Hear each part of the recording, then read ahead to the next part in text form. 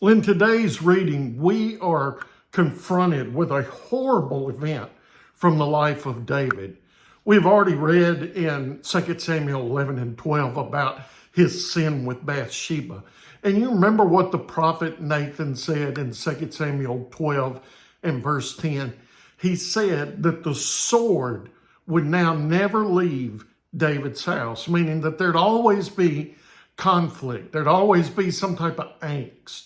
And so in today's reading, we read where David's oldest son, Amnon, the oldest son, the one that is the next in line to become king, where this son Amnon is infatuated with his half-sister Tamar.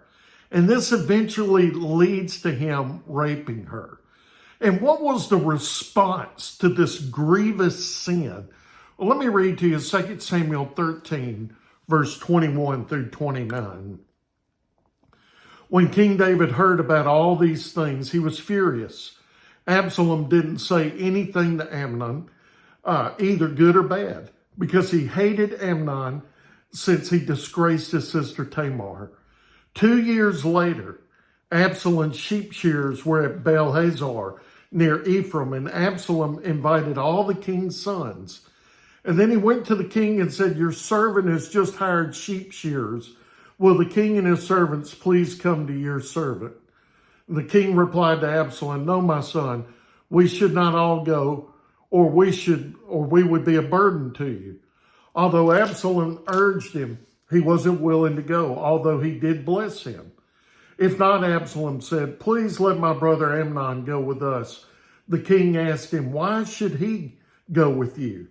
But Absalom urged him, so he sent Amnon and all the king's sons.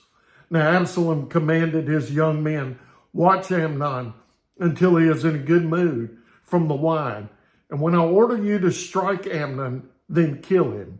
Don't be afraid. Am I not the one who has commanded you? Be strong and valiant."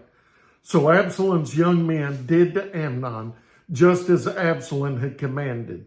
Then all the rest of the king's sons got up and each fled on his mule. And so what was the response to the sin against Tamar? Well, David, we see there in verse 21, he was mad, he was furious, but other than that, he virtually ignored the sin of Amnon. And according to Deuteronomy chapter 22, Amnon was to be stoned to death for rape.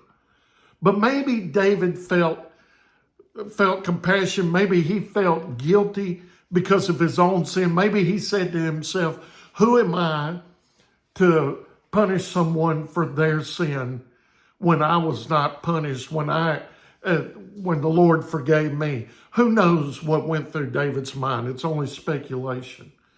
But because of his inaction, it led to Absalom 2 years later plotting this plan to kill his brother. And he did. Absalom killed Amnon. See, the matter only got worse because the sin was ignored.